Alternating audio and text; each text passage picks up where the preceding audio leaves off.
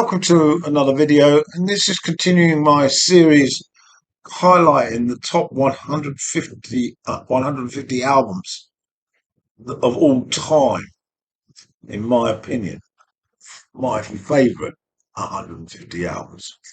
I've reached 100 now, and this video will look at those from 100 to 91. Yeah, there's quite a few in here that really brought back some fond memories. So let's get to it.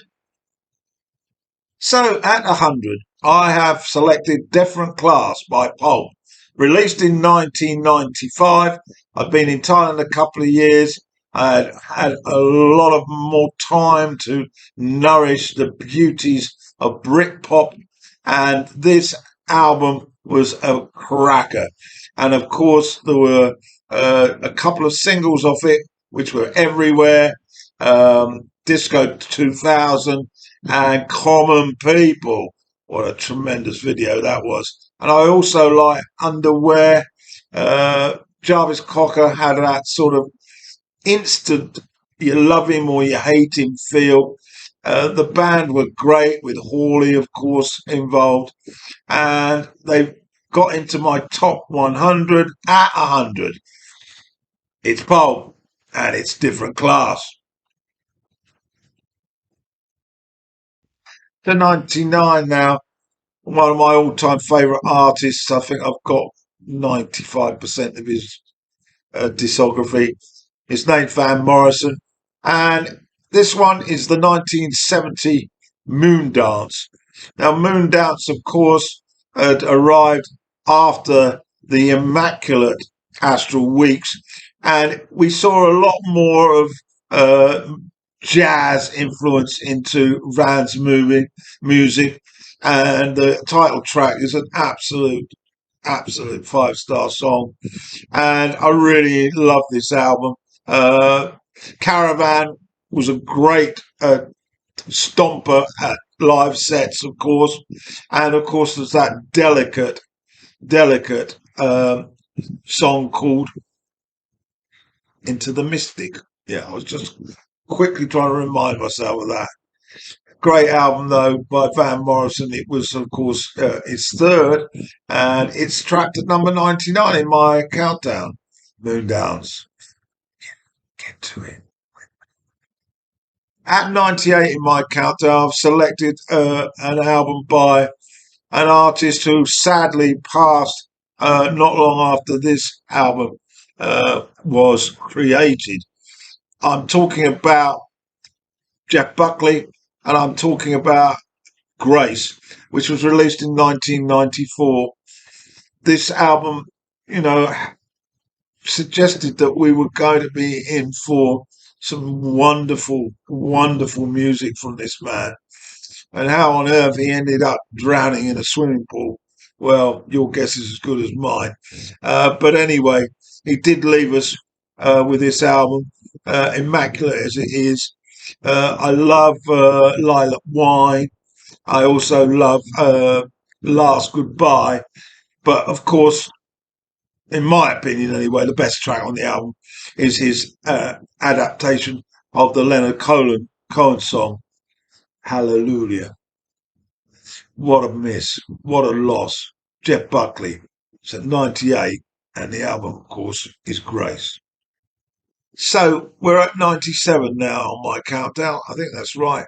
And in 1986, this album appeared out of the blue from a well-established artist. I'm talking about Paul Simon, and he delivered Graceland to us. This was the first time, really, that for most music lovers in the West to get a slight inkling of what music was like on the African continent, and so opened the door for world music. And I'm very, very grateful to Simon to letting that happen. And he was closely followed by Peter Gabriel, of course. Our music has developed tremendously to the African continent, to the South American continent. And I have to say that one could say that this led me down that path. So thank you very much, Paul Simon. Great album. Of course, the singles, what we we recall it vividly. And of course, Diamonds on the Soles of My Shoes. Uh, they Call Me Al. And what was that other one called? The Boy in the Bubble, of course. So here we go it then. 97 on my countdown is the 1986 album by Paul Simon. It's called Graceland. Get to listen to it if you haven't. 96, sorry, not 80, 96. Another 80s album and a debut. I'm into debuts, as you probably gathered if you've been following this series. And it was the 1987 debut by a band from Glasgow, or was it from Edinburgh? I think that was from Glasgow. Their name was Deacon Blue, and their debut album was Raintown. This is a very, very neglected rock album. It's not hard rock. It's not heavy rock. It's it's perfect rock, and there's some beautiful songs on. If you've not heard this band, they're fronted by a husband and wife team of Ross and what's her name? Name's escape me. Anyway, they're a married couple. Ricky Ross, and he is the writer. He's the lead singer, and his wife is his supporting singer. The band, they on this album, there's some really beautiful stuff. It opens up with a very emphatic song called "Born in a Storm," which then leads into the title track. But also on this is the delectable Chocolate Girl, and my favourite, which is track about Spencer Tracy. I can't remember the whole total title, but I know he looks like Spencer Tracy. Anyway, this guy can write songs, great stories about life in Glasgow with real people, and the band is not flash, but they deliver. Deacon Blue, Raintown. It's my number 96 on my countdown. As we moved into the 80s, this band were delivering what I consider to be their strongest album in a vast discography. Their names were Squeeze, and the album was Argy Bargy. And it still brightens my day when the opening chords of Pulling Muscles from the Shell come on, and then of course that's quickly followed by Another Nail in My Heart, and the third track on the first side is also worth a listen to, and I'm trying to find the title for that one. It's called Separate Beds. The partnership of Difford and Tilbrook, amazing set of albums that they delivered. They very much epitomise the working class London and the home counties type of person. And I saw them live many times. This is still my first two albums by them. It's the 1980 album Argy Bargy by Squeeze. My 94 selection, and this album was released in 1969. It was released by a man who I can't say I've really listened to a lot or appreciated a lot. His name was Boz Scaggs, and I first came to the notice of Boz Scaggs with the Steve Miller Band, which he was with for the beginning of that band. He then decided that he wanted to go solo. And I didn't follow that, but my friend, who was a huge Allman Brothers fan, one day decided at his home, he said, have a listen to this.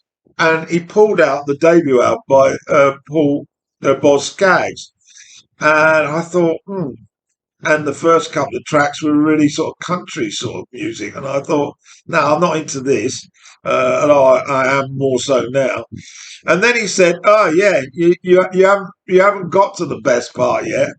And so he flipped it over to the B side of the vinyl, and then he delivered possibly one of my favourite blues tracks of all time. And for those aficionados who know about American music, they will all know about "Loan Me a Dime." "Loan Me a Dime" with Skaggs at the piano. It's a traditional type song, and Allman takes over after about 3 minutes and delivers an 8-minute guitar solo that is off the charts. And sometimes I'm sitting there in the evening, I don't really want to explore new music. I just want to go to those tracks that just melt when you hear them. And this is "Loan Me a Dime." The rest of the album is pretty patchy, but with a track like this, I had to include it in my top albums. And so be it. It's at 94. It's the debut album by Boz Scaggs, released in 1969. In 1983, a band that I'd been following from 1977, I think, had been improving by each release, and they released an album called "Speaking in Tongues." I'm of course referring to Talking Heads, and I think this is their best. Many of others might dispute that, but it's probably more easily appealing, put it that way. The songs are more amenable to a pop audience. And of course, on this album was possibly one of their biggest hits, "Burning Down the House." But I also like "Girlfriend Is Better" and "Swamp." But it's a tremendous rhythmic album. And it wasn't long after this, I think a couple more years, before Byrne decided he had enough. But this is in my top 150. It's the 1983 album, "Speaking in Tongues," by the one and only Talking Heads. In the vinyl community, I don't often hear anybody refer to any albums by this young woman. Her name's Madonna, and I find that difficult, really, because although when I was a young boy, I suppose I veered away from her early pop hits, I was soon sucked back in, not only because she was an extremely attractive woman, but also she was delivering artistic material of the very highest quality. And I've selected in my 92nd selection an album by Madonna, and it's called "Erotica," and it was released in 1992. Now, as far as I'm concerned, this is a perfect pop album. I think there were possibly more singles off this album than any that I know of, and justifiably so. They were absolutely tremendous. Her ability to construct a song, to sing that song, and the videos, of course, she always got the best guys in to do it. And so, what have we got here? Well, we've got "Deeper and Deeper" and "Erotica," and a few more besides that. It's a wonderful album. It's at my 92, "Erotica" by Madonna, released in 1992. If you've not listened to this album, you must get to listen to it. So the last one I want to look at in this set of 10 LPs that are in my top 150, it's at 91, and it's another debut. Yeah, I went off to college in 1978, and whilst I was there, I'd been there for a year or so, but this album came out, and it was by the Pretenders, and it was their debut. And I always recall it because I bought it, and my friend at college, he was into it like mad, so we played it to death. the combination of the terrific band from the UK and Chrissie Hynde, the American, on guitar and vocals, was a magical partnership. Although the band, of course, suffered losses, the guitarist died not long after this album was released, but it's got some tremendous songs on this. And the three hit singles, of course, were uh, what were they called? Stop Your Sobbing, Kid, and Pocket of Money, was it? I also like Precious, which is the opening cut on this album, which belts out the sort of punky rock feel. Uh, Brass in Pocket, got him, was the biggest hit on this album. Beautifully sung. So there we have it. That's my latest video of my best 150 albums of all time. I've been leaning into the camera a little bit because of my eyes, and I have been trying to recall some of these with the help of a few track notes. I'll be back hopefully soon with my 90 to 81 selection. Out for Watering Prospect.